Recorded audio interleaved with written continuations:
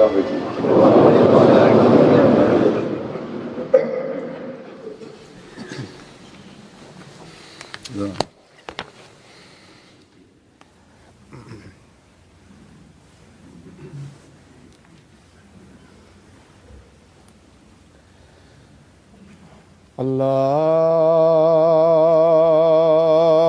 الله أكبر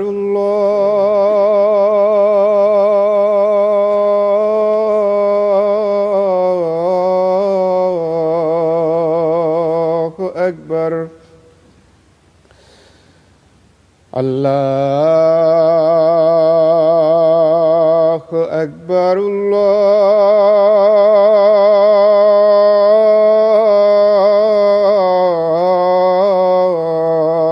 الله أكبر. أشهد أن لا إله إلا الله.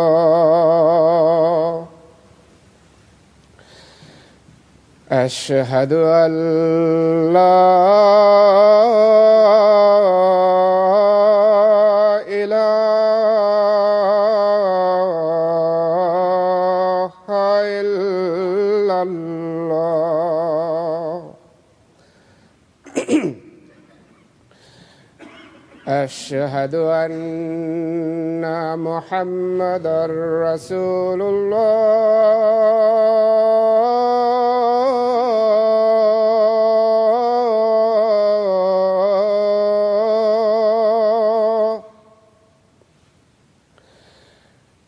أشهد أن محمدًا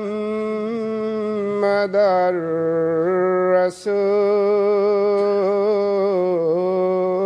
الله. حي على الصلاة.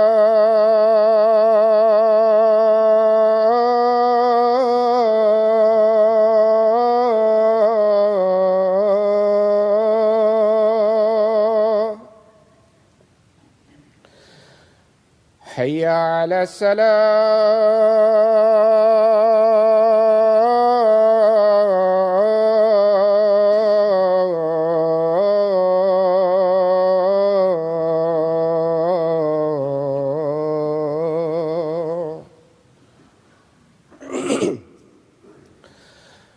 حي على الفلاح.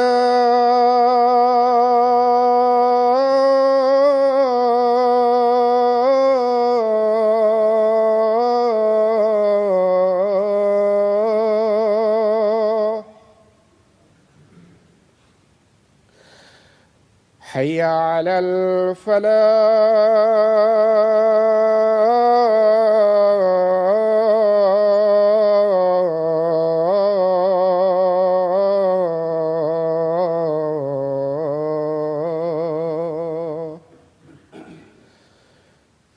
الله أكبر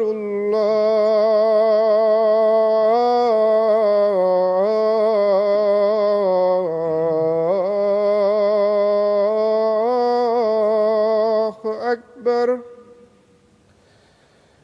لا إله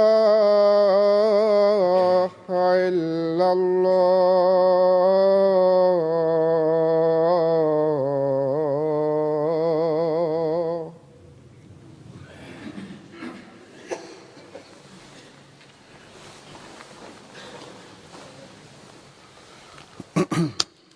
السلام عليكم ورحمة الله.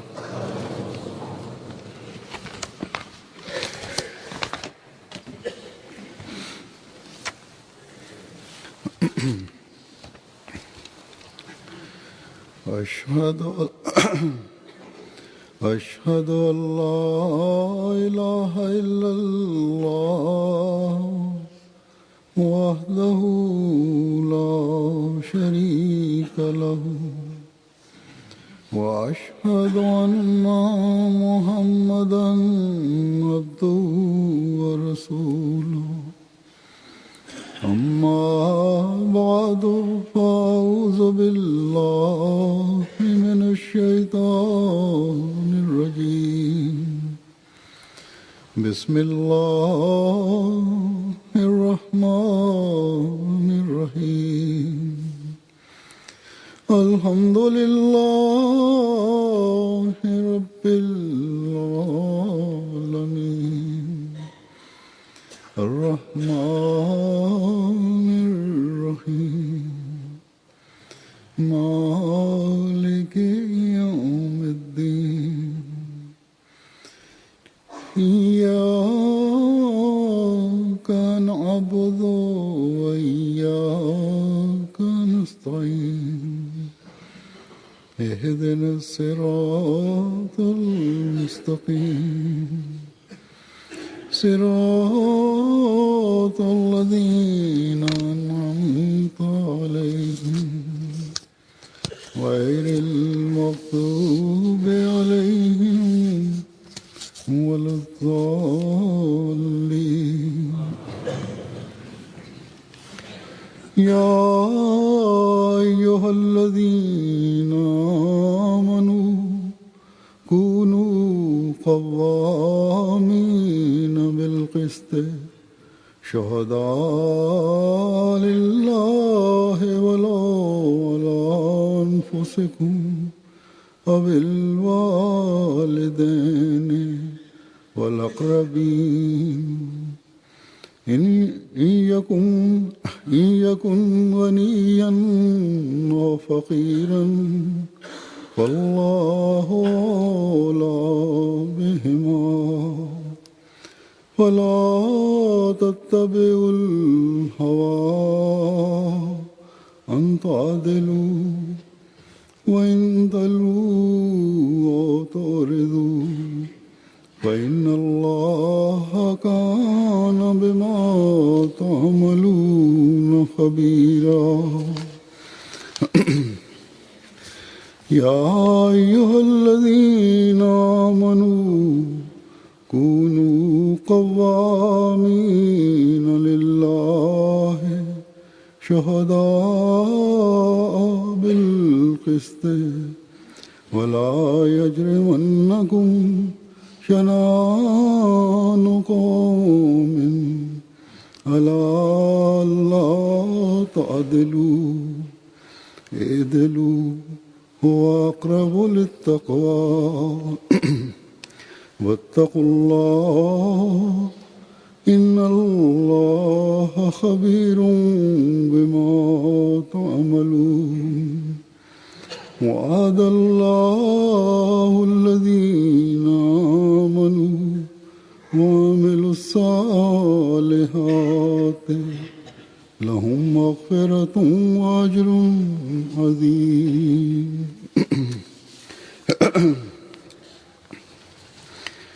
इन आयात का तर्जुमा है कि ऐ वो लोगों হে যারা ঈমান এনেছ अल्लाह की खातिर আল্লাহর খাতিরে সাক্ষী হিসাবে ন্যায় বিচারকে দৃঢ় ভিত্তিতে প্রতিষ্ঠা করো।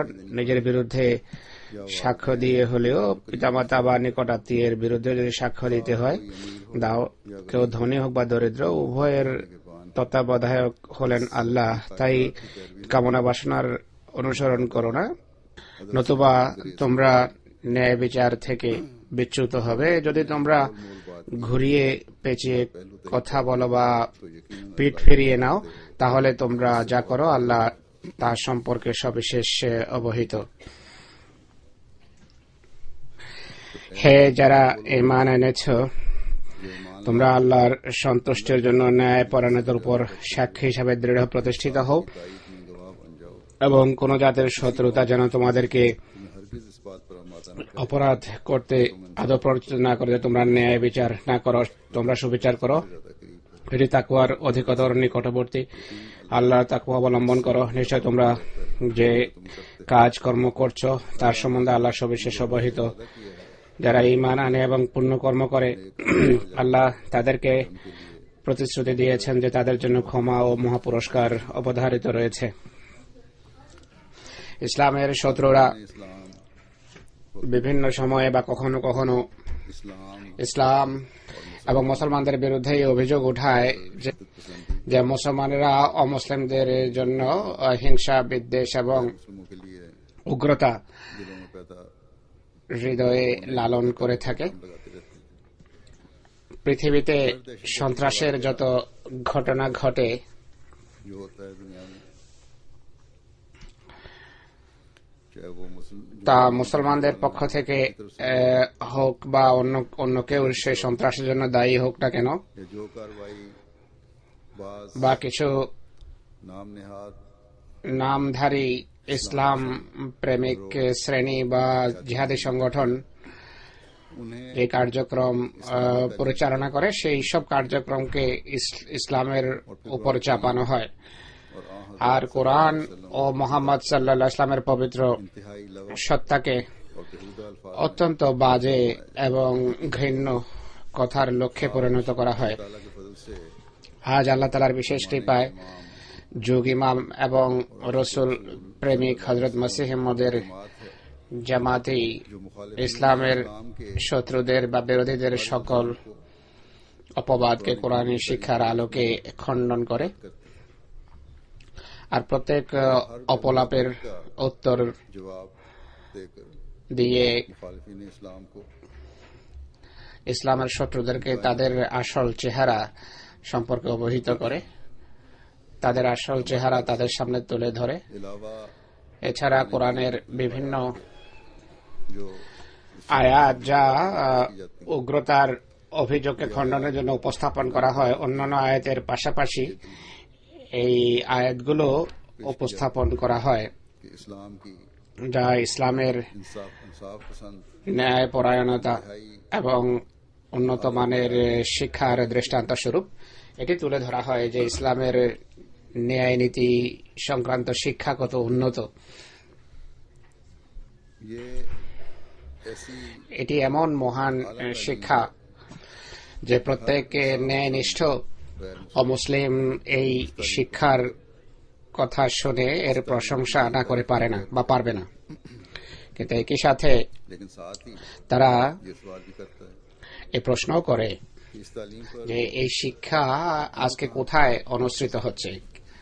কেউ তো আমল করে না এই শিক্ষার উপর। अफराद जमात জামাতের সাথে যারা সম্পর্ক রাখে, জামাতের সদস্যদের সাথে যারা সম্পর্ক রাখে এমন অমুসলিম জানে गैर मुस्लिम এবং প্রায় সময় তারা বলেও कहते भी कि ठीक है যে तुम्हारी जमात के अफराद আপনাদের জামাতের इस तालीम সদস্যদের মাঝে শিক্ষার প্রতিফলন আমরা দেখতে পাই, लेकिन तुम কিন্তু तो मुसलमानों में তোমরা মুসলমানদের ভিতর একটি ছোট্ট ক্ষুদ্র একটি জামাত। थोड़ी सी जमात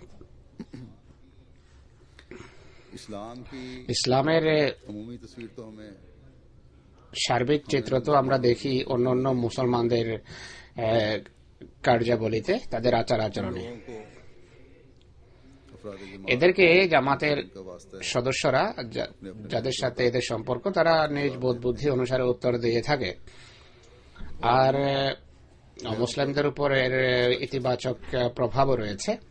लेकिन हमें কিন্তু আমাদেরকে বাস্তবতার নিরিখে কথা বলতে হবে, আমাদের নিজেদের আত্মজিজ্ঞাসা এবং আত্মবিশ্লেষণ করতে হবে।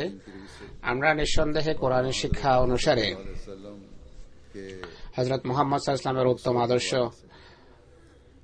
मुखालफिन की অনুসারে বিরোধীদের কথার উত্তর দেওয়ার চেষ্টা করি, তাদেরকে বোঝানোর চেষ্টা করি, আর অনেকটা সফলও হই এক্ষেত্রে।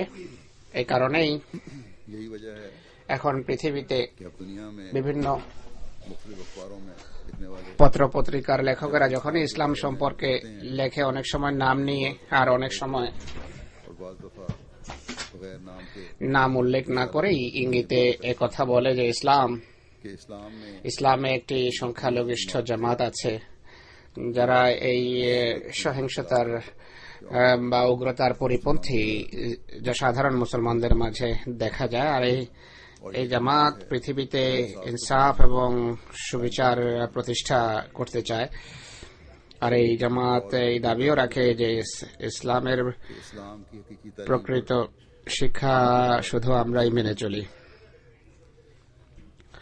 আমি যখন गैरों के जमात के हक অমুসলিমদের আমাদের জামাত সম্পর্কে এমন মন্তব্য শুনি, जब भी আর যখনই অমুসলিমদের সামনে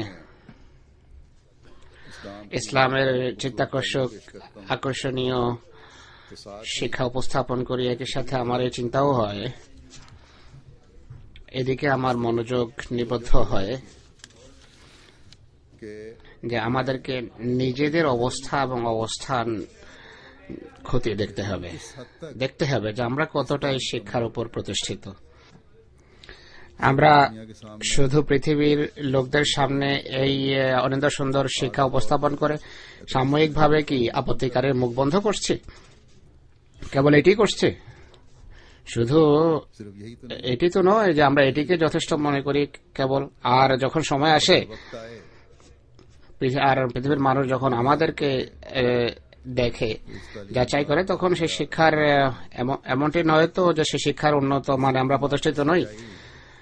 का पता কোন শিক্ষার সত্যতা বা কোন কথার সত্যতার প্রমাণ তখন পাওয়া যায় যখন बात पर ऐसे हालात आए মানুষ নিজে সমস্যার মুখে সমস্যায় যখন নিপতিত হয়, তখন প্রত্যেক ব্যক্তি নিজেকে में डालकर সমস্যায় ফেলে खुदा ताला আল্লাহর সন্তুষ্টির খাতিরে की खातिर আল্লাহর उसकी तालीम पर শিক্ষার উপর उसके अहकामात पर যদি প্রতিষ্ঠিত হয়, তাহলেই কোন জামাতের বা কোন ব্যক্তির সত্যতার সেটি প্রমাণ গণ্য হতে পারে। আর এমন উন্নত মানের আমল হওয়া চাই বা আমল করা চাই যে সে এমন পরীক্ষার সময় যেন সফল প্রমাণিত হয়। वरना নতুবা तालीम की खूबसूरती का इजहार আমল শূন্য बगैर সুন্দর শিক্ষা किसी কোন জামাতকে সমষ্টিগতভাবে মোটেই আদৌ সৌন্দর্যমণ্ডিত করে না।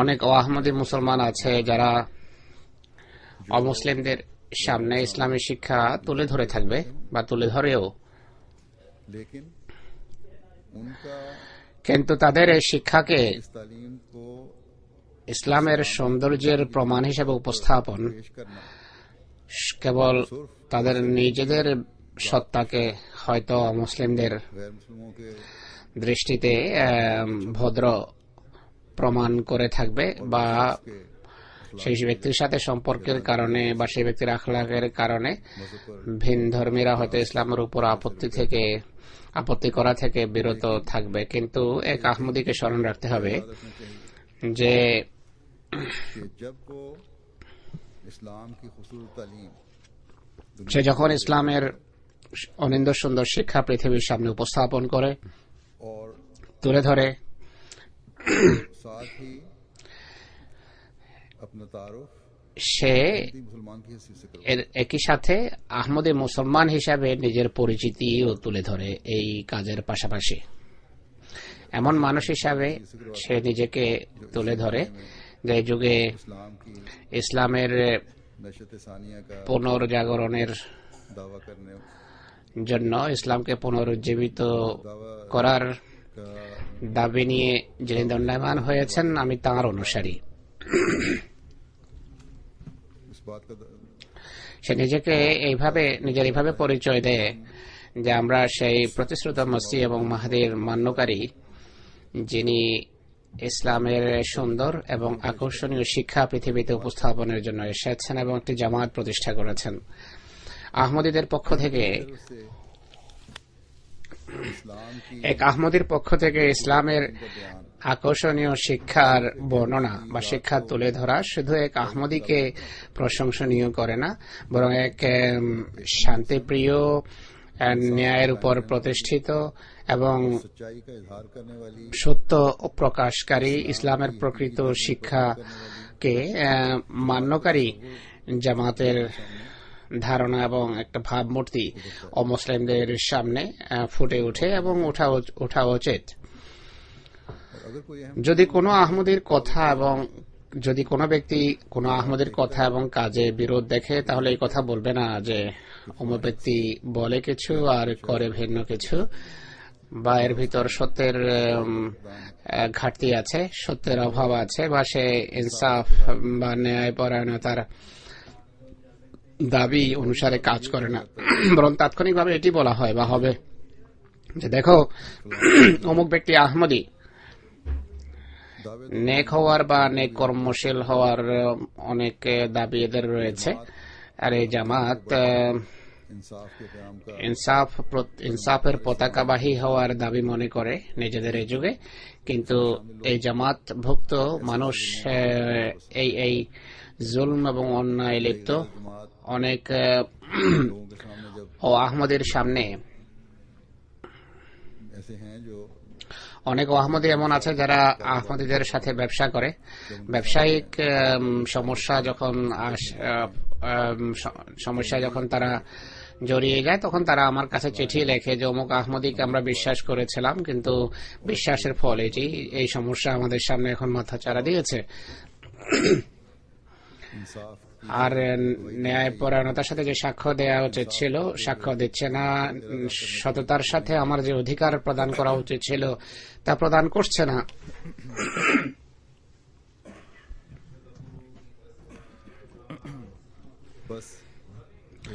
অতএব এক আহমদী নিজ আমল বা কর্মের মাধ্যমে জামাতে আহমদিয়ার ইমেজ বা ভাবমূর্তি ক্ষুণ্ণ করছে, একটা ভ্রান্ত চিত্র এবং ধারণার জন্ম দিয়ে জামাতকে বদনাম করছে। আর এ কারণে সে বড় পাপী, সে বড় পাপ করে এভাবে। অর্থাৎ সে নেক হওয়ার দাবি করে কিন্তু তার কর্ম এর বিপরীত। হযরত মসিহ মাউদের এই দুশ্চিন্তা ছিল, এ কারণে বলেছিলেন যে আমাদের সাথে সম্পর্কের দাবি করে আমাদের প্রতি আরোপিত হয়ে আমাদের বদনাম করো না, দুর্নাম করো না। তার কথার সারাংশ তুলে ধরলাম। অর্থাৎ কোন পর্যায়ে কোন আহমদী দ্বারা এমন কাজ যেন সাধিত না হয় যা মসিহে মওদ এবং তার জামাতের বদনামের কারণ হতে পারে, দুর্নাম বয়ে আনতে পারে। এই আয়াতে যে কথাগুলো বর্ণিত হয়েছে সেগুলো সকল ক্ষেত্রে সকল পর্যায়ে মেনে চলা আবশ্যক। কেবল তবেই এই কথাগুলো ফিতরতের বা প্রকৃতির সহজাত অংশ হয়ে পাপ থেকে মানুষকে বিরত রাখে। সকল পর্যায়ে যদি এই কথা মনে থাকে যে আমাদের আমল কি হওয়া উচিত, তাহলেই এটি সম্ভব। কখনো কোনো ভ্রান্ত কাজ বা অবিচার, সত্য থেকে বিচ্যুতি বা অন্যের ক্ষতি করার ধারণা মানুষের মাথায় আসতেই পারে না যদি সে এর উপর সত্যিকার অর্থে প্রতিষ্ঠিত হয় আর এটি যদি তার প্রকৃতির অংশ হয়ে যায়। অতএব আল্লাহ তাআলার সুন্দর শিক্ষা এবং ইসলামের চিত্তাকর্ষক চিত্র তখন ফুটে উঠবে সত্যিকার অর্থে, যখন প্রত্যেক আহমদী সকল স্তরে সকল পর্যায়ে নিজের কথা এবং কর্মে এই শিক্ষার প্রতিফলন ঘটাবে। এই আয়াতগুলোতে বর্ণিত মাপকাঠি অর্জনের চেষ্টা সকল স্তরে সকল পর্যায়ে, ঘরে, সমাজে, আপন পর সকলের সাথে, এমনকি শত্রুর সাথে সম্পর্কের গণ্ডিতেও প্রকাশিত হওয়া চাই। কেবল তবেই আমরা প্রকৃত মুমিন গণ্য হতে পারি। কেবল তবেই যোগ ইমামের সাথে সম্পৃক্ত হওয়ার দাবি এবং ঘোষণার ক্ষেত্রে আমরা সত্য গণ্য হতে পারি, নতুবা আমাদের দাবি হবে খালি এবং অন্তঃসার শূন্য। এমনটি হলে আমাদের সম্পর্কে মসিহ মওদের যে দুশ্চিন্তা ছিল যে কোথাও আমাকে দুর্নাম করো না, এই চিন্তা আমরা বাড়ানোর কারণ হব। তাই চেষ্টা করা উচিত তার এই দুশ্চিন্তাকে, তার আশঙ্কাকে যেন আমরা দূরীভূত করার কারণ হই বা অন্তত পক্ষে কম করার কারণ হই। প্রথম কথা যা এখানে বলা হয়েছে, যে নির্দেশ দেয়া হয়েছে, তা হলো সকল বিষয়ে আমাদের সাক্ষ্য হওয়া উচিত আল্লাহ তাআলার সন্তুষ্টির জন্য, আল্লাহর নির্দেশ সম্মত।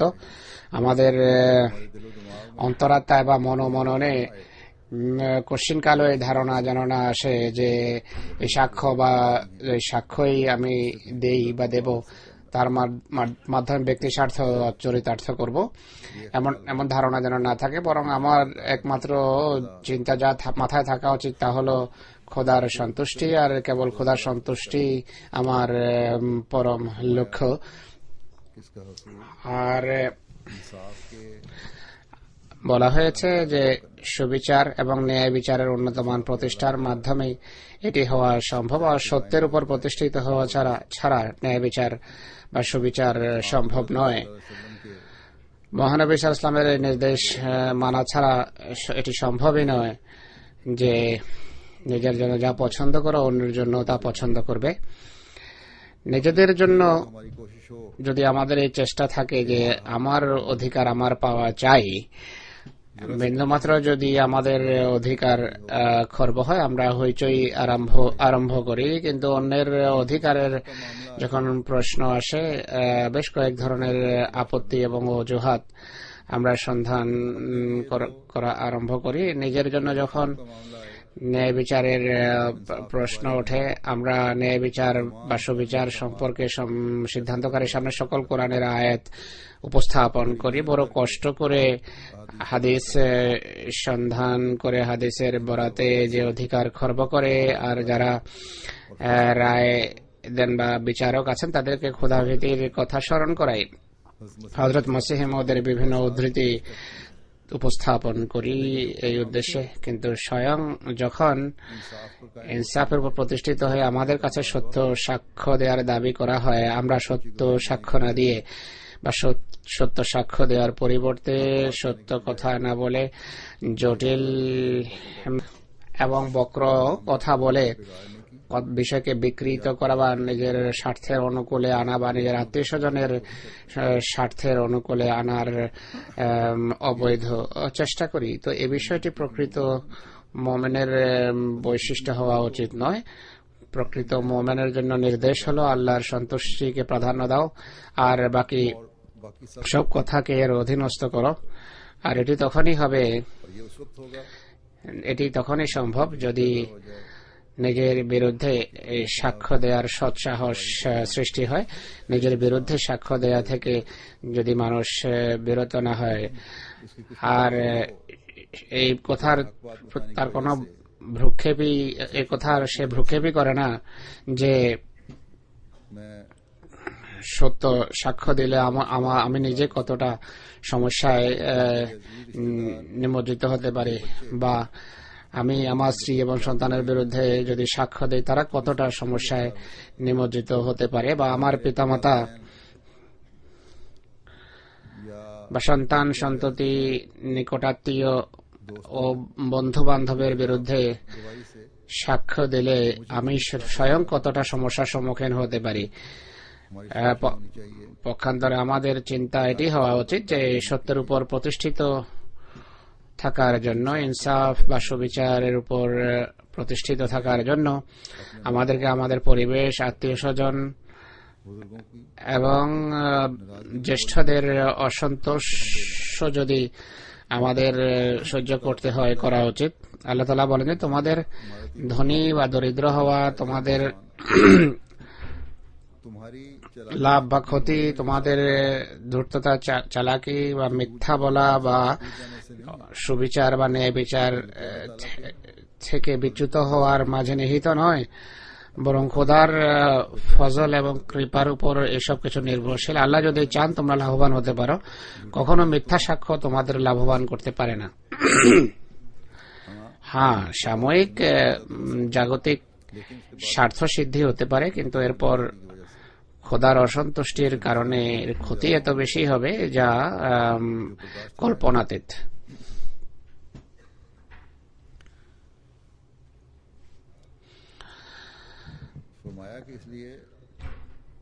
আল্লাহ বলছেন যে আল্লাহকে বন্ধু হিসাবে গ্রহণ করো এবং তার নৈকট্য লাভের চেষ্টা করো, আর সবসময় সুবিচারের দাবি পূরণের জন্য পরিষ্কার এবং সোজা কথা বলো।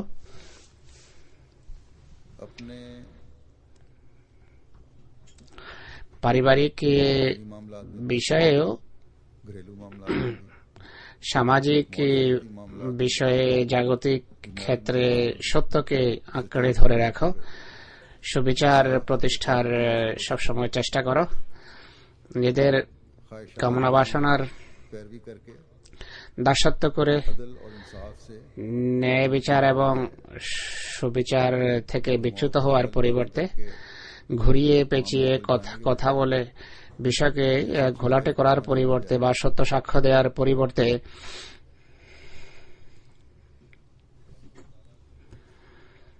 अल्लाह ताला को আল্লাহ তাআলাকে অসন্তুষ্ট করার পরিবর্তে সবসময় খোদার সন্তুষ্টিকে নিজের সকল কর্মকাণ্ডের কেন্দ্রবিন্দু হিসাবে নেওয়া উচিত। হযরত মসিহ মাউদের জীবনের একটি ঘটনা মসিহ মাউদের জীবনের একটি ঘটনা আছে, তাকে সাক্ষ্য দিতে হয়েছে একবার। তাদের জায়গিরের ব্যাপার ছিল, और যারা কৃষি কাজ করত তাদের জমিতে, তাদের সাথে গাছ নিয়ে ঝগড়া ছিল। তো তারা জানতো যে মসিহ ইসলাম সবসময় সত্যের উপর প্রতিষ্ঠিত থেকে সাক্ষ্য দেবেন, অথচ এটি তার পিতার এবং তাদের বংশের সম্পত্তির ব্যাপার ছিল, জমির বিষয় ছিল, গাছের সত্য বা মালিকানার প্রশ্ন ছিল। মসিহ ইসলামকে যখন সাক্ষ্য দেওয়ার জন্য ডাকা হয়, তিনি জজের সামনে, বিচারকের সামনে এটি বলেছেন যে আমার মতে এটি এদেরই প্রাপ্য এবং তাদেরও সেই অধিকার তাদের পাওয়া উচিত। আর এই কারণে তার বংশের মানুষ এবং তার পিতা অসন্তুষ্ট হন, কিন্তু তিনি বলেন যে আমি যা সত্য মনে করেছি বা সত্য বুঝেছি সেই অনুসারে সাক্ষ্য দিয়েছে। যোগীমা আমাদের কাছে এই মাপকাঠি রেখে গেছেন, এই মাপকাঠি মানদণ্ড আমাদেরকে পুনঃপ্রতিষ্ঠা করতে হবে। আর এই মাপকাঠিতে পাশ করার জন্য মহানবী সাল্লাল্লাহু আলাইহি ওয়াসাল্লাম আমাদেরকে নসিহত করেছেন।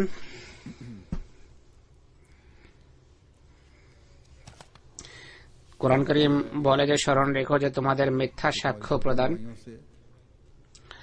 বা মিথ্যা সাক্ষ্য দিয়ে এই দুনিয়ার মানুষকে প্রতারিত করতে পারো, কিন্তু আল্লাহ তাআলাকে প্রতারিত করা যায় না।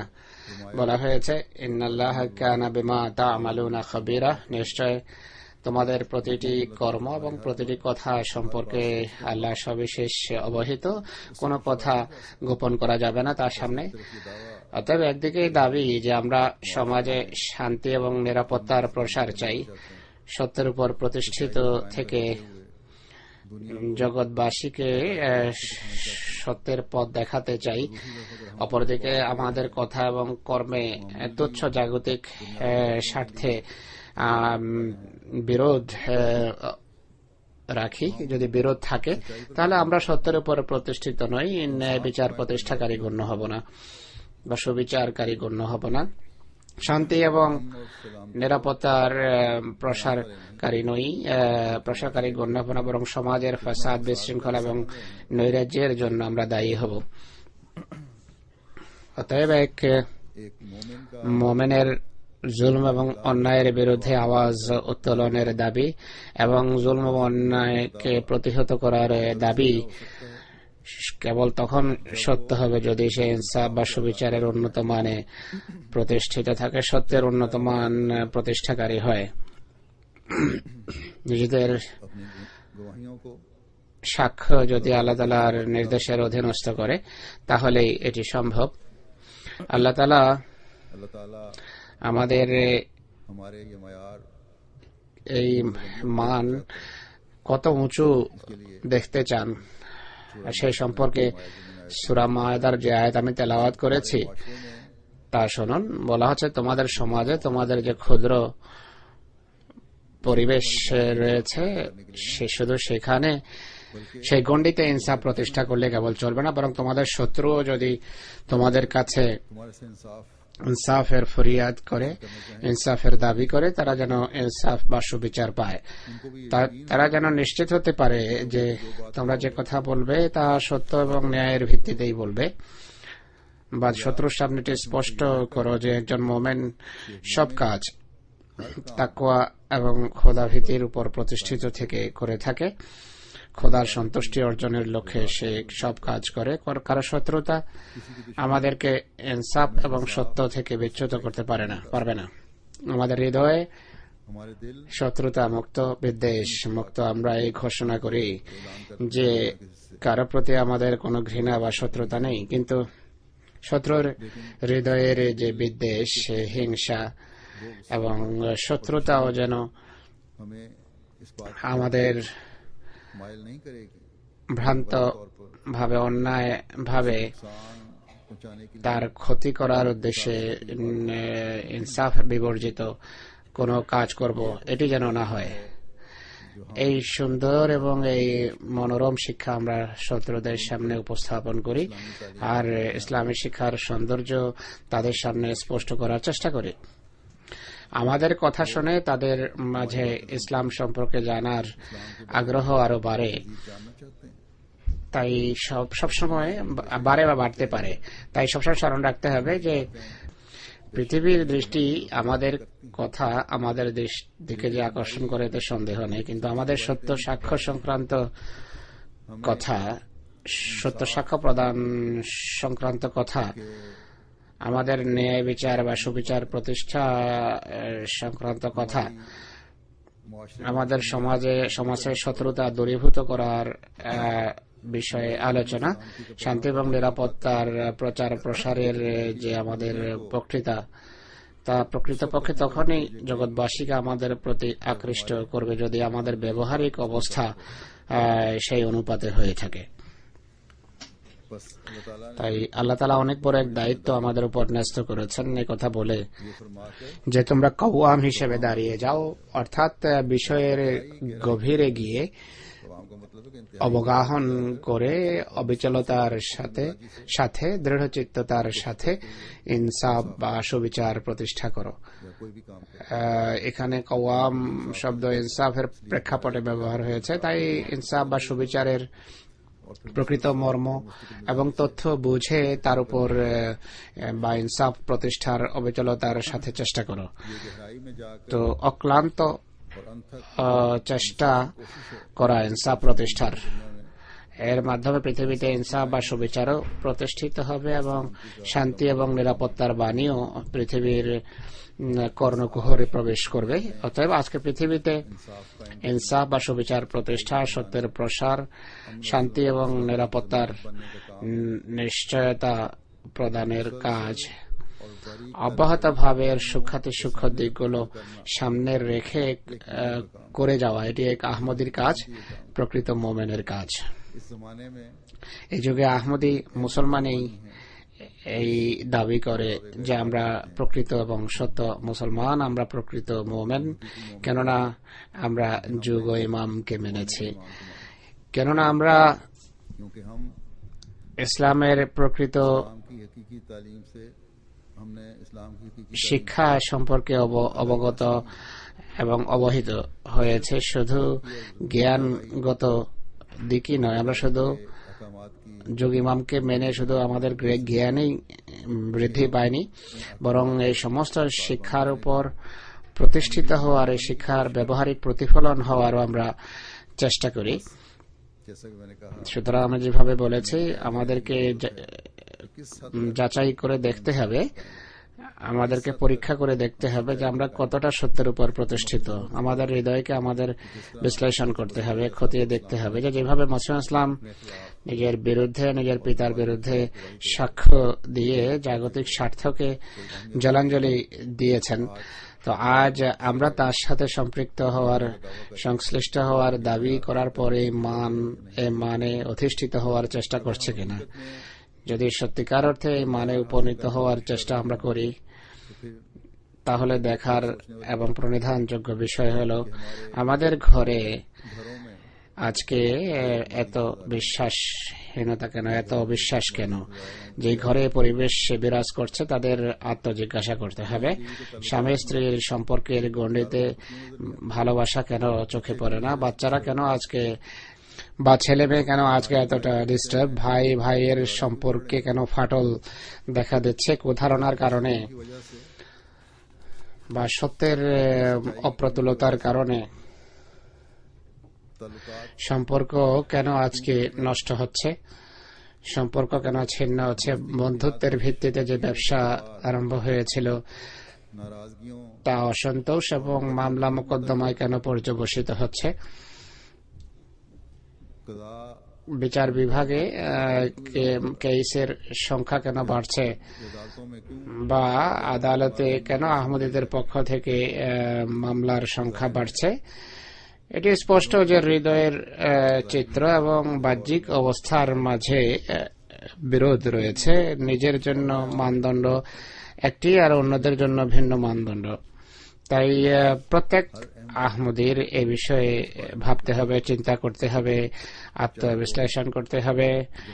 সে হোক না সে জামাতি কোনো কর্মকর্তা বা সাধারণ আহমদী, আমাদের সামনে को इंसाफ জগৎকে ইনসাফ দেয়ার এবং সত্য প্রচারের এত বড় দায়িত্ব রয়েছে যে আত্মসংশোধনের মাধ্যমে সেই কাজ আমরা কিভাবে সুচারুরূপে সমাধা করতে পারি, যার ফলে আমরা আল্লাহর সন্তুষ্টি অর্জন করতে পারবো। আর খোদার সন্তুষ্টি অনুসারে না খোদার প্রতিশ্রুতি অনুসারে তার মাগফিরাতের চাদরে, ক্ষমা চাদরে কিভাবে আমরা আবৃত হতে পারি, যেন আল্লাহর পুরস্কার পেতে পারি। নিশ্চয় এর জন্য इसके लिए আল্লাহর নির্দেশাবলী আমাদেরকে দৃষ্টিগোচর রাখতে হবে, সেই তার শিক্ষার উপর আমল করতে হবে। হযরত মাসিহ ইসলাম বলেন যে আল্লাহ প্রদত্ত নিরাপত্তার মতো कोई और অন্য কোনো সুরক্ষিত দুর্গ আর নেই। আল্লাহর হেফাজত বা নিরাপত্তার মতো অন্য কোনো নিরাপদ এবং সুরক্ষিত দুর্গ আর নেই। কিন্তু অসম্পূর্ণ কথা কাজে আসতে পারে না। কেউ কি কথা বলতে পারে যে চরম পিপাসার সময় এক ফোঁটা পানি পান করা যথেষ্ট হবে, বা ভয়াবহ ক্ষুধার সময় কণা পরিমাণ খাদ্য বা এক গ্রাস খাবার খেলেই সে পরিতৃপ্ত হবে? মোটেই নয়। যতক্ষণ পর্যন্ত তৃপ্তির সাথে পানি পান না করবে বা খাবার না খাবে, সে তৃপ্তি পেতে পারে না, স্বস্তি পেতে পারে না। অনুরূপ ভাবে যতক্ষণ পর্যন্ত কর্মে পরাকাষ্ঠা অর্জিত না হবে, সেই ফলাফল আসতে পারে না। ত্রুটিপূর্ণ আমল বা কর্ম খোদা তাআলাকে সন্তুষ্ট করতে পারে না।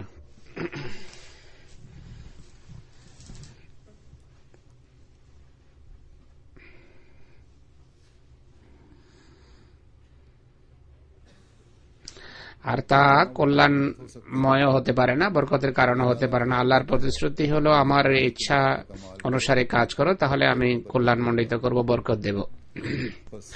অতএব আল্লাহ তাআলা পৃথিবীতে শান্তি এবং নিরাপত্তার বাণী প্রচারের যে দায়িত্ব আমাদের উপর ন্যস্ত করেছেন, এর জন্য সকল পর্যায়ে আমাদেরকে ইনসাফ এবং সুবিচার প্রতিষ্ঠা করতে হবে, সত্য প্রতিষ্ঠিত করতে হবে। সুবিচার প্রতিষ্ঠিত হয় আল্লাহর নির্দেশাবলীর গভীর জ্ঞান এবং বুৎপত্তি অর্জন এবং এর উপর প্রতিষ্ঠিত হওয়ার মাধ্যমে। বা আল্লাহর অধিকার প্রদানের ক্ষেত্রেও গভীরভাবে এর বুৎপত্তি অর্জন এবং সে অনুসারে আমল করা, বান্দার অধিকারের ক্ষেত্রেও বান্দার অধিকারের জ্ঞান অর্জন করা, অন্তর্দৃষ্টি অর্জন করে সেগুলোর উপর প্রতিষ্ঠিত হওয়া। তো খোদা তাআলা আমাদেরকে এই তৌফিক দান করুন যেন আমরা এখানে আমাদের ঘর, আমাদের সমাজকে ইনসাফ এবং সুবিচারের উপর প্রতিষ্ঠিত রেখে জান্নাত প্রতিম করতে পারি। সেখানে ইসলামের সুন্দর শিক্ষার আলোকে যেন আমরা তাবলীগের দায়িত্ব পালন করতে পারি। পৃথিবীর সামনে প্রকৃত ইনসাফ আর ন্যায় বিচারের শিক্ষা স্পষ্ট করে ধ্বংসের অতল গহ্বরে নিপতিত হওয়া থেকে তাকে যেন আমরা রক্ষাকারী হতে পারি। পৃথিবী বড় ভয়াবহ ধ্বংসযজ্ঞের দিকে অগ্রসর হচ্ছে। মুসলমানদের ভিতরও ইনসাফ বা সুবিচার নেই, অমুসলিমদের ভিতরও ন্যায় বিচার বা সুবিচার নেই। শুধু সুবিচার নেই যে তা নয়, বরং জুলম এবং অত্যাচারে সবাই সীমা ছাড়িয়ে যাচ্ছে। এমন পরিস্থিতিতে পৃথিবীর চোখ খোলা এবং জুলম এবং অন্যায় থেকে বিরত থাকার প্রতি মনোযোগ আকর্ষণ করে ধ্বংসের গহ্বরে নিমজ্জিত বা নিপতিত হওয়া থেকে বাঁচানোর দায়িত্ব কেবল জামাতে আহমদিয়াই করতে পারে। যেখানে তাই আমাদেরকে নিজ নিজ গণ্ডিতে সবাইকে এই ধ্বংসযজ্ঞ থেকে বাঁচানোর কাজ জামাতে আহমদিয়াকেই করতে হবে। আর এই ব্যবহারিক প্রচেষ্টার পাশাপাশি দোয়ার প্রতি অনেক বেশি মনোযোগ দিতে হবে। মুসলমান দেশগুলোর অবিচার এবং বেইনসাফি এবং অপকর্ম তাদেরকে অভ্যন্তরীণ ফিতনা ফাসাদ এবং নৈরাজ্যে নিমজ্জিত রেখেছে। সেখানে বহিরাগত ভীতিও তাদের মাথার উপর ঝুলছে, বরং তাদের দ্বারে উপনীত হয়েছে। বাহ্যত মনে হয় বড় এক ভয়াবহ যুদ্ধ অতি নিকটে। পৃথিবী এর পরিণতি সম্পর্কে অজ্ঞ না হলেও উদাসীন অবশ্যই। এহেন পরিস্থিতিতে মোহাম্মদ ইমসির দাসগণ নিজ দায়িত্ব পালন করে পৃথিবীকে ধ্বংসের হাত থেকে রক্ষা করার জন্য তাদের দোয়ার দায়িত্ব পালন করা উচিত, পালন করা একান্ত আবশ্যক। আল্লাহ তাআলা আমাদেরকে এই দায়িত্ব যথাযথভাবে পালন করার তৌফিক দেন এবং আল্লাহ পৃথিবীকে ধ্বংসের হাত থেকে রক্ষা করুন।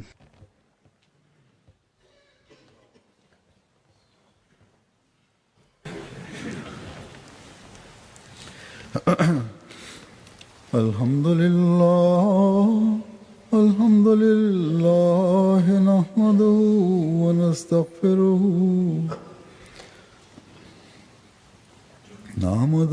ওয়া নাস্তাঈনুহু ওয়া নাস্তাগফিরুহু ওয়া নু'মিনু বিহি ওয়া নাতাওয়াক্কালু আলাইহি ونعوذ بالله من شرور أنفسنا ومن سيئات أعمالنا من يهده الله فلا مضل له ومن يضلل فلا هادي له ونشهد أن لا إله إلا الله ونشهد أن محمدا عبده ورسوله عباد الله رحمكم الله إن الله يأمر بالعدل والإحسان وإيتاء ذي القربى وينهى عن الفحشاء والمنكر والبغي يعظكم لعلكم تذكرون اذكروا الله يذكركم وادعوه يستجب لكم ولذكر الله أكبر